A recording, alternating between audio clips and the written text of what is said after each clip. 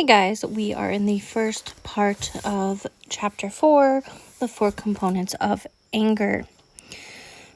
As with many other feelings, anger appears as a part of a series of experiences. Because it suits my paradigm best, I see these experiences as having 4 different components. Those 4 components are an event, which precipitates a belief, which causes a feeling or sensation, including a physical sensation, which results in action, a behavioral reaction or response. An event occurs which one interprets through the lens or filter of one's culture and previous experiences. Depending upon what the experience has been, anger may occur if the event gets translated into a belief such as, quote, I am being threatened, or, quote, I am being trespassed against. That belief causes an emotion, anger or fear, which may be a cause for action. So it's kind of like for every cause, there's a reaction, right? Isn't that the phrase? For every event, there's a reaction, and how you react is going to differ. Now, we're specifically talking about anger, rage, and fear in this part. I don't think that every time you have to respond with those emotions, right? When we watch, say, Inside Out, or Inside Out 2, right? It explains a lot of different emotions that we can feel. And we can feel a lot of different emotions at one time. There is a clip in which I think that Inside Out did a great job, where it was joy and sadness showing a memory of Riley's, and it was Riley winning the championship game and everyone's happy. But in the same clip, right, there's also sadness because it was the last game she was playing with her team and she was about to move away from Wisconsin, or was it Minnesota, whatever state, to California, right? So she wasn't going to get to see them. And so there was both sadness and joy, right? And it's okay to have multiple feelings. It's okay to have all that. You don't have to have one or the other.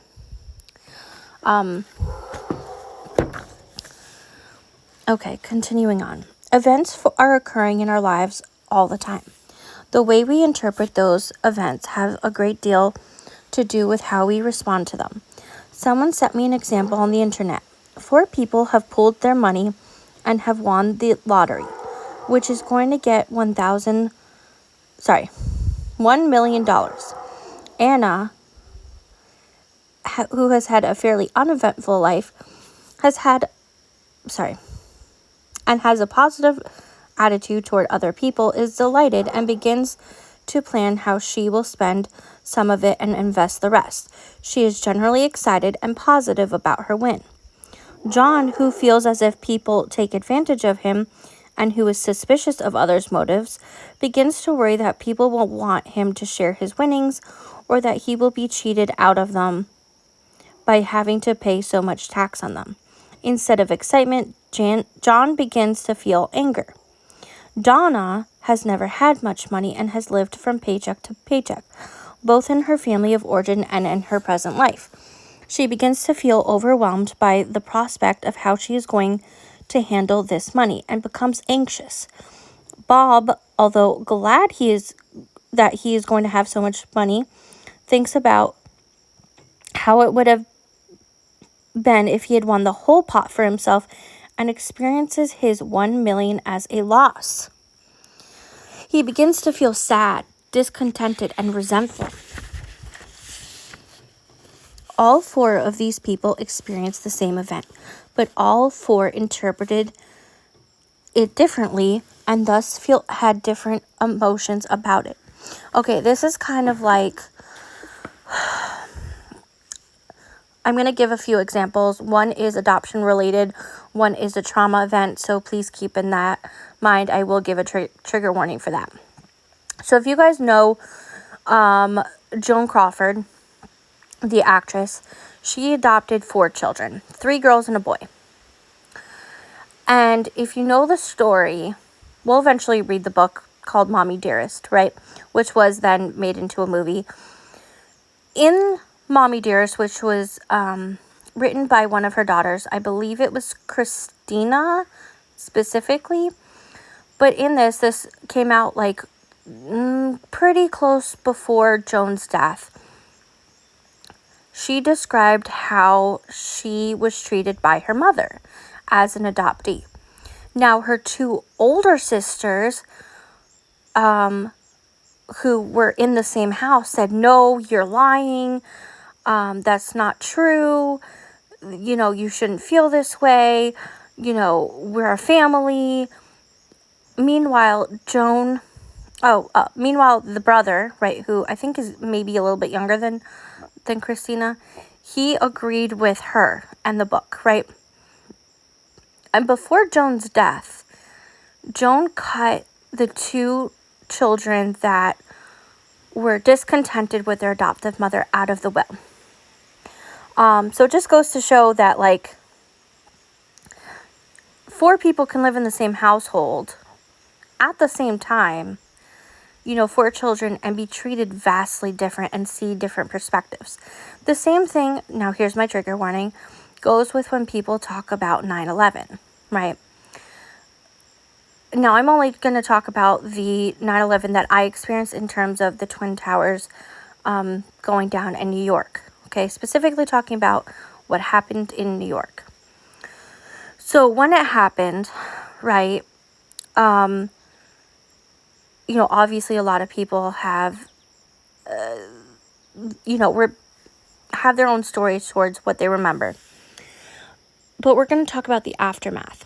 There are people like myself who feel very anxious, who don't feel comfortable around large buildings, and no matter where we go, we kind of look for the exit routes, right? It's a trauma response. Then we have others, you know, who,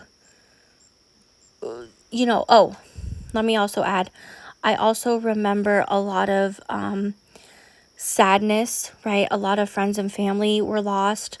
I remember a great deal of, there was some camaraderie, you know, between New Yorkers, but I also remember specifically how Islamophobia went rampant and how those that were Muslim were treated. Anyone that was seen, people were treated, you know, they were called a terrorist and they're awful people, even though, you know, they had nothing to do with it, right? And there's conspiracy theories, and I will admit that, you know, I've heard stories where, you know, for example, one of my neighbors, she was running late to a meeting, and the taxi cab, he was Muslim, said, "I don't think it's a good idea going down there." Does that mean that he was part of it? I don't think so, right? But it's not the only time, it's not the only story that I've heard of, say, specifically Muslim taxi cab drivers, because not all of them are Muslim, knew something or heard through the grapevine, right?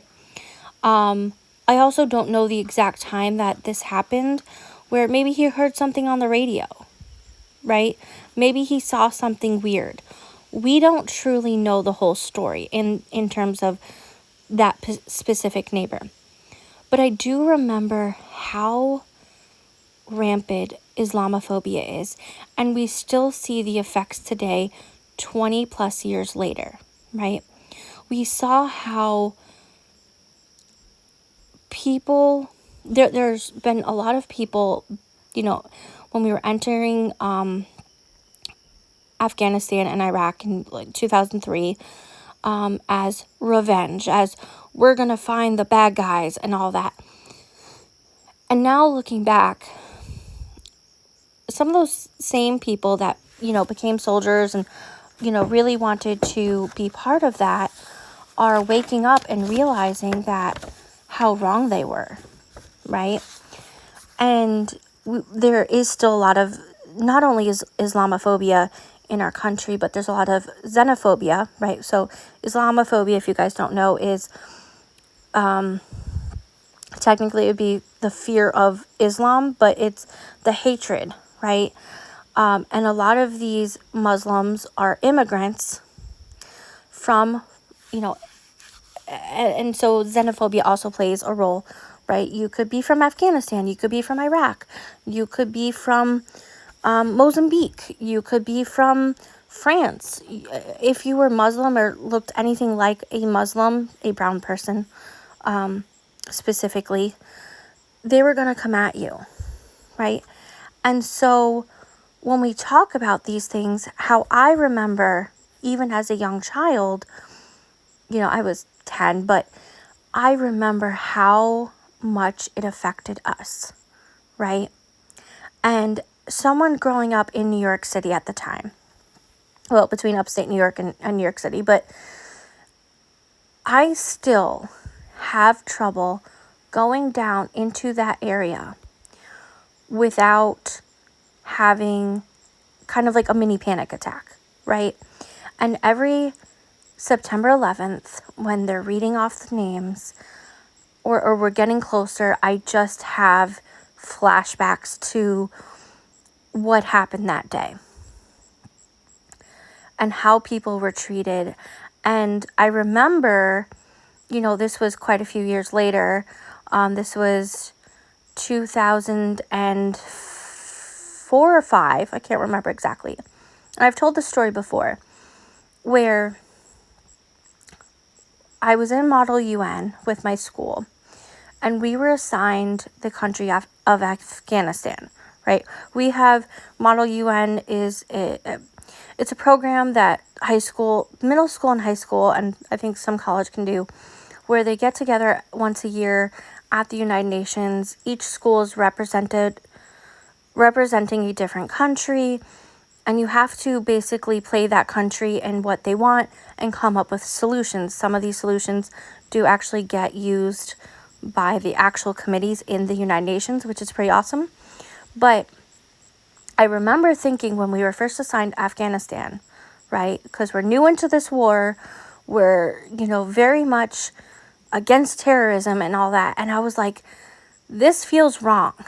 This feels so wrong to represent a country that hates us so much. But it made me think, and it put so much into perspective for me, even as a teenager, that we have to sometimes walk a mile in someone else's shoes, right? Now, that doesn't mean what happened on 9/11 was ever okay. Let me make that clear. Nor does it make the Islamophobia or xenophobia okay at all either. I think there's a way to go about expressing your concerns and your emotions, no matter the range, in a specific way that gets it across without the bigotry. And don't get me wrong, there are times where I struggle with this, not in terms of bigotry, but in terms of maturity. Okay, I'm going to say maturity specifically because your brains don't fully develop till the age of 25, and that gets a little bit more complex with trauma, compounded trauma, and so forth, right? But there's a way when you try to be intellectually mature, and I want to say age doesn't have anything to do with that. It's about how you develop and how you work on it, right? But there's a way to be able to, just like I was able to learn how to take a step back and walk a mile in someone else's shoes, right? Figuratively. That's basically the same idea of being intellectually mature, right? Being able to take a step back. That doesn't negate the initial emotions you have or may continue to have. It just means sometimes you take a pause. Hey, I may still be angry about this, but what is it that caused that person's anger? Is my anger a reaction to their anger, or is their anger a reaction to something that I did, right? Is it a vicious cycle? And that's just kind of how we're going about it. It doesn't negate the emotions we're feeling. It's just saying, how can we solve the solution? How can we come up with a resolution to what is happening? Okay, sorry guys, I just went on a big tangent about that. Let's continue on. Epictetus of the 1st century said, quote, "Men are disturbed not by events, but by the view they take on them. The view, belief, or meaning causes an emotion. If the event is seen as a need or desire having been satisfied, the emotion may be one of joy, satisfaction, contentment, happiness, excitement, or other positive feelings. If the event is interpreted as a threat, the emotions which ensure may be anger or fear. If, on the other hand, the event is seen as a loss, the feeling may be sorrow, sadness, grief, or despair." Okay, sorry, pausing there again. This made me think about something that I saw on TikTok the other day. This kind of plays into the 3 parts of the triad, right? We have the adoptee, the birth parent, and the adoptive parent. For the adoptive parent, it is seen as joy and contentment and excitement, right? They get to have their baby, they get to what they call, quote unquote, build that family, right? For the birth parent, it's seen as loss, it's grief, it's a living death. And for the adoptee, typically, and I say typically because I'm not going to speak for all adoptees, everyone feels differently and at different times, but it's a mixture of anger, fear, sorrow, sadness, grief. Sometimes it's also happiness and excitement and joy. So it's a range for everyone in a different stage, right? And so when we look at adoption from those different point of views, and this is why I try to keep my personal story out of it. I know that sounds weird, but when I talk about adoption, I try to keep it to the point where I explain it from the legality point of view or the statistical point of view, right? The psychological point of view, because my story is only just my story. It's not adoption is not a one size fits all. Everyone has a different experience, right? And if everyone had an adoption like mine, then would we necessarily be talking about all of these issues that we are talking about? Probably not to the same extent, right? That doesn't negate the legalities or that we face, but we may not be talking about the harms that adoptive parents do, right? Per se, right? Of course, there'll be the select few, but unfortunately, from what I've been hearing, the majority of adoptees do not have a good experience. The majority of adoptees, despite having an open adoption, did not have a good experience and still have trauma. And I also want to note, just because I had an open adoption doesn't mean that there isn't still trauma. I'm just saying, do I think that my parents did their best to help with that? Yes, right?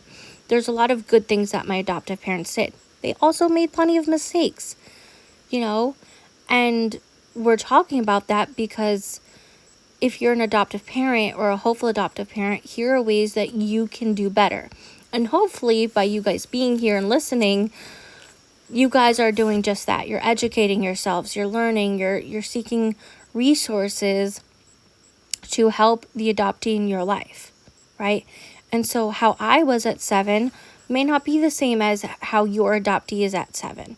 And that's perfectly okay, right? When I say that, I mean your adoptee may not want to talk about adoption, and it shouldn't be forced, right? Your adoptee, no matter what time of their life, may never want to have a reunion, a search and reunion, and that's okay. That's valid too. That's absolutely valid. So that's why when I say listen to adoptees, I don't just mean, again, my voice only, right?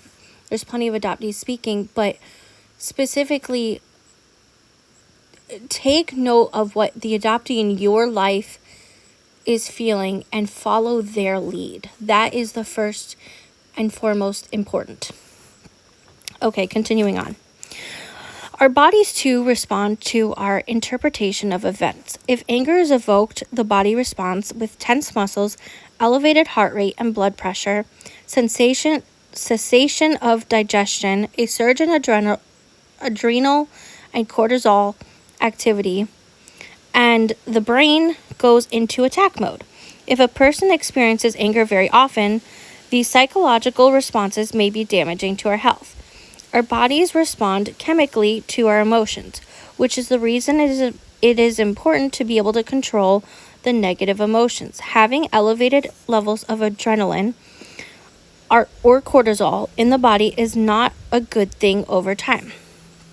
So this is like what there's a few different people, most notably I think it's Van Kolk, from the Body Keeps Score says, right? Our bodies hold on to that trauma, and that ends up being detrimental to our health. This is why a lot of adoptees have, chronic pain and health issues, right? One of the reasons, right? When you are chronically dealing with these things and you can't relax, it takes a really big toll on our body. So things like breath work, things like shadow work, journaling, therapy, whatever that looks like, there's different types of therapy out there. Finding healthy coping mechanisms where you practice self-care, right? And self-care truly is you being able to relax your body. Okay? And I want everyone to remember that, right? Being able to freely let go and just not have to worry about the world. It may be taking a hot shower and just having a good cry. I've done that quite a few times recently.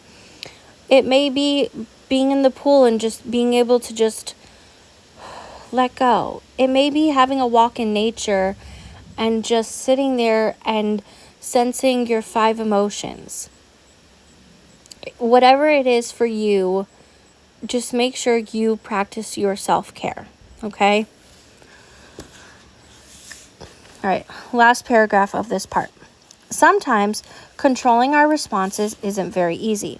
If the belief which starts the chain of events is related in even the smallest way to trauma, the information is hijacked by the amygdala in the limbic system before the neocortex can provide caution and violence may occur. And in the event of trauma, the emotions connected with trauma seem to be hardwired into the central nervous system. In this case, one's ability to interpret the event becomes compromised, and the event is responded to as if it were the case of death. This is also reviewed in chapter 2, which we're going to cover right this second. In that case, we may want to end the trespass by wounding or even killing the trespasser.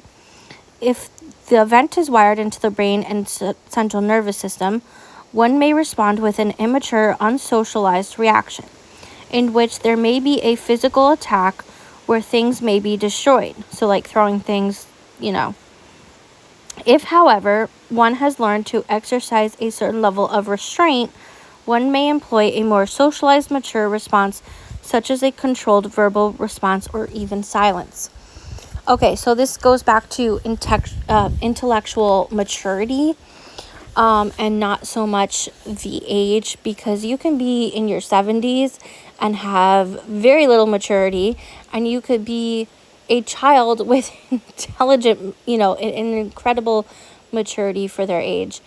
And that's definitely a whole discussion in itself, but this is why it's important to practice things like walk a mile in someone else's shoes or treat people how you want to be treated, right? That's one of my golden rules, right? No matter how bad people treat me, I will try my best. Again, I'm not always in that right mind, but I will try my hardest to do just that, Does that mean that I may curse a little bit or yell? Yeah, of course. Sometimes we get to that tipping point. But I know my limits, and I've learned that sometimes, especially on social media, I will say this, especially on like TikTok, for example, sometimes you want to respond so much. I may save a video now or do a quick response and put it in my drafts. And then I'll come back later and be like, you know what? I'm just not going to respond right now. It's just not worth me getting aggravated. No response is a response, and that is okay. Anyway, I hope you all have a terrific day, and I will see you guys tomorrow for another video.